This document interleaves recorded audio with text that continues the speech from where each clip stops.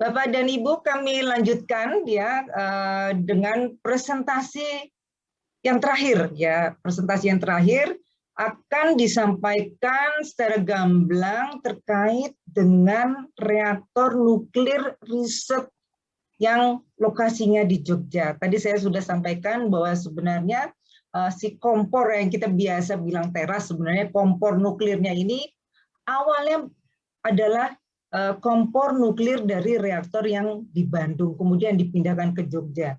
Dan ini sampai sekarang juga masih bisa dioperasikan. Ini adalah suatu prestasi dari SDM Indonesia, bisa mengoperasikan reaktor nuklir lebih dari berapa tahun ya Pak ya? 40 tahun lebih ya? 40 tahun, 42 Iya. tahun tepatnya. Iya, itu luar biasa. Nah, speaker yang akan membawakan adalah Bapak Umar Sahiful Hidayat. Ya, beliau lahir di Klaten 3 September 1981. Wow, masih muda sekali ya Pak Umar ya. Dibandingkan saya. Milenial. Beliau tadi saya sudah sampaikan lahir di Klaten, juga berkiprahnya ya di sekitar Klaten juga ya, Jogja ya Pak ya. Jadi kayaknya nggak keluar-keluar dari daerah situ ya Pak ya, sama seperti Pak Iso tadi ya, Bandung, dan Pak Umar ini di sekitar Jogja dan sekitarnya terus. Beliau adalah lulusan dari UGM Teknik Fisika ya, Yogyakarta tahun 2006. Kemudian melanjutkan S2-nya atau masternya di UGM juga, dan selesai tahun 2019.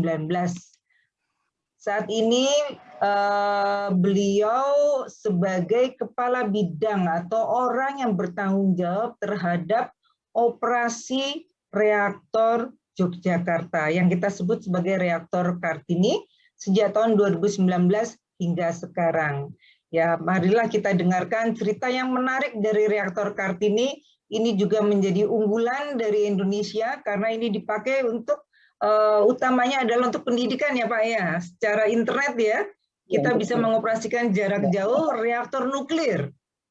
Ya, ini luar biasa prestasi juga untuk Indonesia. Nanti kita dengarkan ceritanya dari Pak Umar. Monggo silakan Pak Umar. Ya, terima kasih Bu Geni atas kesempatannya. Assalamualaikum warahmatullahi wabarakatuh. Selamat sore, salam sejahtera untuk kita semua dan salam sehat. Melengkapi apa yang telah disampaikan oleh dua presenter sebelumnya, dan saya juga melanjutkan penggunaan dari kompor ya, tadi teras reaktor nuklir dari Bandung itu kemudian kami gunakan sampai sekarang, sehingga kalau yang tertua itu Bandung, tapi kompor tertuanya untuk reaktor sebenarnya adalah Yogyakarta, sehingga lebih dari 40 tahun kita sudah mengelola, berinteraksi dan juga menggunakan kompor tersebut tiap hari, dan keseharian kita mengurusi kompor nuklir tadi. Saya akan share screen terkait dengan penggunaan reaktor di Yogyakarta. Kita ketahui bahwa ya, jadi Yogyakarta itu memang terkenal dengan kota pelajar, dan reaktor Yogyakarta itu juga lahir juga tidak jauh-jauh dari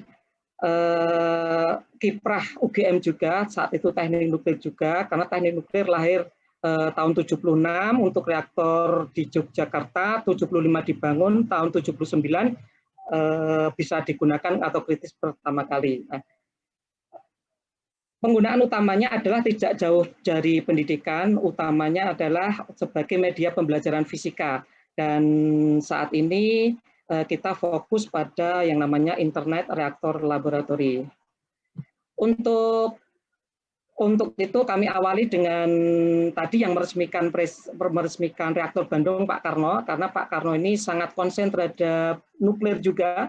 Salah satunya adalah quote-nya, saya kutip di sini, bahwa masyarakat adil dan makmur itu diselenggarakan dengan bantuan energi atom, bukan hanya untuk kepentingan negeri saja, tapi supaya energi atom di Indonesia ini untuk kepentingan luar negeri juga, sehingga perlu yang namanya revolusi atom, juga revolusi luar angkasa. Nah, untuk yang revolusi ruang angkasa itu tugasnya 8. Nah, yang untuk revolusi atom ini adalah tugasnya 4, dan salah satunya adalah reaktor di Yogyakarta. Nah, Ini tadi dua presenter menyampaikan reaktor yang paling kiri, kemudian presenter kedua yang kanan, dan saya yang tengah. Ini berada di tengah karena reaktornya paling kecil, hanya 100 kW. Kalau yang paling kiri tadi 2 MW, yang paling kanan Pak Yusi 30 MW, nah saya hanya 0,1 MW, jadi seperti 300 kalinya dari Serpong ya. Karena unik kecil inilah kita gunakan sangat bebas dan sangat leluasa untuk main-main dalam tanda kutip ya, main-main dengan nuklir dalam koridor pendidikan, penelitian dan juga pelatihan. Jadi pelatihan menggunakan reaktor nuklir. Nah, ini reaktor Kartini yang ada di Yogyakarta. Tempatnya mana sih? Yogyakarta sudah sangat padat, menjadi kota yang mahal juga, biaya hidup murah tetapi tanah mahal, lokasi reaktor ada di sini.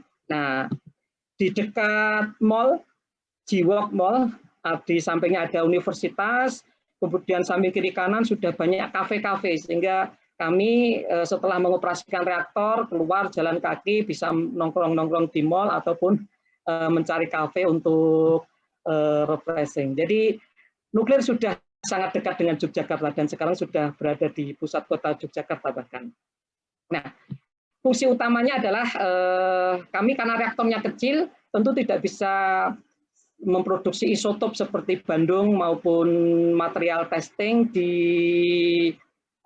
RSG di Serpong, sehingga kami fokus pada penelitian yang menggunakan sumber neutron, pelatihan, operator, dan juga sekarang kita kembangkan yang namanya Internet Reaktor Laboratory. Apa itu Internet Reaktor Laboratory? Itu adalah sebuah lab reaktor kami supaya bisa digunakan untuk mendukung media pembelajaran di perguruan tinggi, terutama fisika dan juga kimia. Nah, latar belakangnya adalah kenapa kita kembangkan reaktor nuklir ini untuk pembelajaran fisika atom inti, karena kita tahu bahwa ada mata kuliah fisika atom, mata kuliah fisika inti, bahkan ada yang menyebut mata kuliah fisika reaktor. Hampir di seluruh jurusan fisika di perguruan tinggi di Indonesia, terutama di jurusan fisika MIPA. Di jurusan fisika pendidikan ada sebagian yang mengajarkan mata kuliah itu. Setelah kita survei, ternyata banyak yang tidak mempunyai lab yang memadai. Apalagi lab untuk bagaimana mengetahui yang namanya reaksi inti itu seperti apa. Inti atom itu seperti apa, bagaimana reaksinya seperti apa, itu kan nggak mungkin membangun lab nuklir di setiap universitas, karena sangat mahal. Nah, karena keterbatasan fasilitas lab inilah, dan kemudian ada lab nuklir di Jogja yang bisa digunakan untuk itu, dan perguruan tinggi perlu untuk media pembelajaran praktikum seperti itu, maka kita kembangkan yang namanya Internet Reaktor Laboratory ini, sehingga kita memancarkan atau kita bisa praktikum secara live, secara interaktif dari Yogyakarta, di lokasi yang sini, sampai Aceh dan juga bisa sampai Papua dan bahkan sampai luar negeri. Jadi salah satu misi visi kita dengan IRL ini adalah menyatukan Nusantara dengan fisika atom, fisika inti, pembelajaran praktikumnya. Nah, IRL ini memang tidak banyak di dunia, kurang lebih hitungan jari aja. Salah satunya adalah di Amerika, kemudian Argentina, juga ada Prancis. Nah, kalau Amerika dan Argentina itu kan beda waktunya 12 jam ya. Jadi kalau kita menggunakan IRL mereka, kita harus tengah malam nih praktikum. Inilah kendala di negara-negara Asia. Juga Eropa juga kan dalam waktu perbedaan waktunya. Untuk Eropa ada Prancis, namun IRL di Prancis ini 2019 kemarin sudah tidak dilanjutkan karena reaktornya sudah decommissioning sehingga tidak melayani. Sehingga praktis tinggal Argentina dan juga Amerika.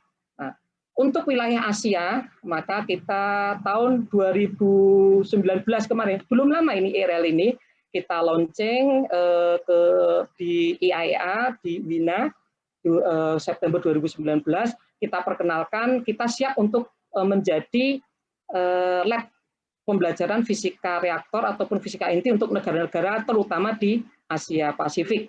tentu di Indonesia sendiri juga kita harus layani dengan sebaik-baiknya. Nah, ini gambaran secara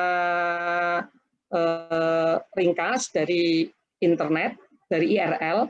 Jadi mahasiswa dan dosen mereka belajar di kelas. Ini sebelum pandemi ya, sebelum pandemi belajar di kelas, dan setelah pandemi sekarang ini malah mereka tidak harus datang ke kelas. Jadi kita bisa melayani praktikum dari kos mereka masing-masing.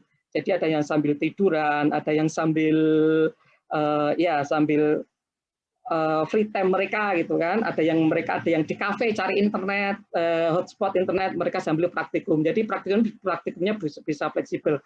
Mahasiswa tadi melihat aplikasi Zoom, mendengar penjelasan dari kami, juga mereka akan membuka dasar teori, parameter operasi reaktor, data-data operasi ini .batan.go.id. Di sini sudah ada menu-menu untuk mendownload data-data yang dipraktekkan tadi. Nah, ini operator kami dari Jogja tidak usah datang ke Kalimantan atau ke Aceh atau ke Papua, kami tetap ada di Yogyakarta, namun dengan bantuan telekonferen kita bisa sampaikan pembelajaran kita sampai ke Aceh, sampai ke Kalimantan, dan mereka juga bisa mendownload data dari website IRL Kartini ini. Data-data yang diambil sangat banyak, ini salah satu dari tampilan parameter yang bisa dilihat langsung di komunikasi Zoom ini. Ini salah satu tahun 2019 juga kita perkenalkan juga IRL ini kepada Menristek saat itu Pak Profesor Dr. Bambang Brojonegoro, sangat mendukung langkah kami untuk meningkatkan utilisasi reaktor ini. Nah, kita 2019 kita memang sedang giat-giatnya untuk memperkenalkan ini sebelum pandemi ya. Jadi sebelum pandemi memang kita dorong mahasiswa nggak usah datang ke Jogja, nggak usah datang ke reaktor karena prosedurnya tentu saja berbeda. Harus pakai sarung tangan, harus pakai sukafor, pakai jaslet dan sebagainya. Nah, mereka kita sudah tanda tangan dengan berbagai perguruan tinggi, salah satunya di Sriwijaya, ada di Aceh, dan bahkan 2019, 2020 kemarin kita ada satu pelanggan internasional, yakni University of Sharjah dari Uni Emirat Arab. Mereka menggunakan fasilitas kami. Ini kami launching di General Conference International Atomic Energy Agency di Wina September 2019. Kita perkenalkan juga secara soft launching di IAEA sana supaya dikenal di negara-negara member state. Dan salah satu hasilnya adalah Uni Emirat Arab ini mereka bisa join, dan ada beberapa negara yang menyatakan kesiapan ataupun mereka siap untuk kerjasama untuk pengembangan IRL ini, baik sebagai pengguna maupun akan ikut mengembangkannya. Ya. Ini keunggulan dari IRL, konsep IRL ini di masa sekarang, apalagi di masa pandemi ini ya. Jadi kita lab ini sebagai semacam sharing laboratori. Tidak mungkin setiap universitas biayanya akan mahal, perizinannya akan sulit, pengawasannya juga akan di Yogyakarta, namun penggunaannya bisa dipakai oleh mereka semuanya. Dengan cara apa? Metodenya. Metode dulu mereka datang langsung, sekarang lewat internet, lewat IRL ini. Sehingga mereka tidak usah datang secara langsung. Kita sudah siapkan aplikasinya IRL kartini.batan.go.id, juga ada form absensi, mereka submit laporan dan sebagainya, itu kita sudah buat metodenya di sini.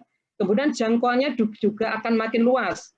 Kalau dulunya yang bisa praktikum sampai tahun 2018 ya, yang bisa praktikum itu hanya teknik nuklir UGM, kemudian ada STTN, Sekolah Tinggi Teknologi Nuklir, dan juga universitas di sekitar Joglo, Semarto ya, Jogja, Solo, Semarang, Purwokerto, itu aja yang datang. Mereka harus kadang kalau yang dari Semarang atau Purwokerto harus nginap 1 atau 2 hari untuk praktikum. Nah, sekarang sudah nggak usah nginap lagi di Yogyakarta, mereka bisa akses dari tempat mereka tinggal.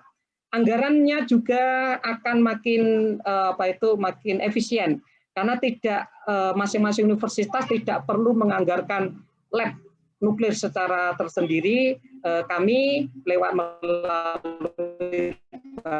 melalui dana pemerintah, melalui uang rakyat sudah ada dibangun sejak lebih dari 42 tahun yang lalu. Sehingga tekad kami, misi kami adalah ini kita gunakan seluas-luasnya supaya manfaatnya bisa dirasakan oleh masyarakat Indonesia yang lebih luas lagi.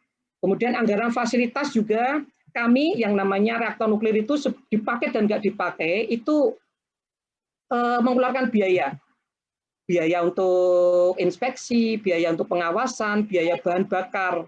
Nggak mungkin kan bahan bakar itu sudah kita beli, kemudian separuhnya kita kembalikan karena nggak dipakai, kan nggak ada, nggak seperti itu. Sehingga apa yang sudah kita beli ini kita maksimalkan dengan cara apa? Meningkatkan utilisasi dengan menggait, dengan meningkatkan banyak pelanggan ataupun banyak pengguna di reaktor ini. SDM-nya juga untuk pengembangan IRL ini masih sangat terbuka. Untuk menu-menu berikutnya bisa kolaborasi dengan universitas, mahasiswa datang melakukan kerja praktek ataupun tugas akhir dengan menu-menu fisika reaktor ataupun instrumentasinya ataupun teknologi IoT-nya, Internet of Things-nya dan sebagainya. Dan utilitasnya juga kami menjadi lebih berdaya guna. Nah, apa sih yang bisa kita lakukan dengan IRL tadi? Nah, tahun 2015 kita pernah nyoba yakni tentang praktikum operasi. Bagaimana cara mengoperasikan reaktor walaupun dengan masih sederhana ya tahun 2019. Kemudian sempat dan saat tahun 2019 kita sempurnakan, siap telah kita gunakan. Kemudian tahun 2020 siap 5 praktikum, ini sudah digunakan, bahkan sudah digunakan Aceh ya tahun kemarin Aceh, kemudian Pontianak, kemudian Malang ada, dan tahun 2021 ini tanggal 2 Februari kemarin, jadi belum lama ya, masih minggu ini, adalah praktikum pertama untuk University of Sharjah, itu yang pertama kali. Kemudian tahun 2021 kita kembangkan praktikum pengukuran burn up. Jadi nuklir itu ketika sudah terpakai itu bagaimana cara ngukurnya sih sisanya, ibarat kayu ya, bahan bakar itu ibarat kayu, gosongnya sampai mana ini. Nah, itu bisa kita ukur dan bisa kita praktekkan. Kita udah siap untuk ini. Kemudian kalau tadi Pak Iso itu bahwa daya itu setara dengan jumlah flux neutron. Neutronnya itu seberapa sih? Bagaimana cara menghitungnya? Apakah kelihatan satu-satu? Apakah harus kita pakai kamera ataukah pakai detektor dan sebagainya? Nah, kita sudah siapkan alatnya dan sudah kita praktekkan dan sudah kita validasi. Nah, untuk pengembangan berikutnya, misalkan ada praktikum keselamatan laju alir, kemudian praktikum deteksi pengukuran radiasi, praktikum NAA, ini sedang kita kembangkan dan kami menunggu sangat terbuka juga terhadap SDM dari perguruan tinggi melalui skema kerjasama biar untuk pembelajaran, karena memang reaktor KAP ini memang tujuan utamanya adalah untuk pembelajaran. Ini pengembangan IRL untuk sampai tahun 2024. Tahun 2020 kemarin kita perkenalkan dengan perguruan tinggi di beberapa perguruan tinggi, kita lanjutkan di 2021, kemudian 2022 kita akan memperkenalkan secara internasional targetnya, walaupun dari sekarang sudah kita mulai, tapi sebenarnya targetnya di 2022, kemudian 2023 dan 2024 itu adalah penyempurnaan sistem sesuai dengan perkembangan zaman. Salah satunya adalah dengan sudah kita awali nanti di 2021 ini kajian dengan aplikasi Android. Jadi praktikumnya yang tidak punya laptop, karena zamannya yang akan datang kan laptop kan makin kecil kan, bahkan ada di genggaman, dunia ada di genggaman, pendidikan ada di genggaman. Nah, bisa kita gunakan untuk praktikum secara live, secara real time dari Yogyakarta. Sempurnanya insya Allah semoga tahun 2024 akan mengikuti itu. Nah, demikian paparan dari IRL kami ketika nanti Bapak Ibu pegiat pendidikan ataupun masyarakat yang ingin mengenal lebih lanjut mengenai IRL, mengenai bagaimana kolaborasi, bagaimana menggunakannya, bisa kontak di sini di email psta@batan.go.id ataupun irlkartini.batan.go.id, atau kalau pengen fast respon juga ke nomor saya, ada WA di sini. Kurang lebihnya mohon maaf, kita lanjut nanti untuk sesi diskusi. Terima kasih. Assalamualaikum warahmatullahi wabarakatuh. Selamat sore dan salam sehat. Waalaikumsalam. Terima kasih Pak Umar. Waduh, ini penjelasannya luar biasa ya. Jadi saya sampai merinding nih ya. Artinya reaktor nuklir atau kompor nuklir yang usianya sudah 50 tahun lebih ini masih bisa dioperasikan, malah dipakai untuk mencerdaskan tidak hanya anak bangsa, tapi juga luar negeri untuk pendidikan mengakses ke kita ya Pak ya. Nah ini kan berarti kan menunjukkan bahwa SDM kita luar biasa ya Pak ya, orang luar aja belajar ke kita. Makanya kalau sampai saat ini kita udah berjuang luar biasa, PLTN nggak ada juga, kan jadi pertanyaan ya Pak ya. Iya, ya. SDM kita udah siap. Iya, kita itu udah siap ya, SDM-nya juga sudah siap, malah ngajari orang luar negeri gitu ya Pak ya. Orang luar negeri nanti penggunanya insya Allah semakin banyak ya Pak ya, karena memang jarang sekali reaktor nuklir riset yang dipakai untuk pendidikan. Maka Indonesia akan semakin kondang insya Allah. Mudah-mudahan bapak-bapak yang di Jogja ini sehat terus ya Pak ya.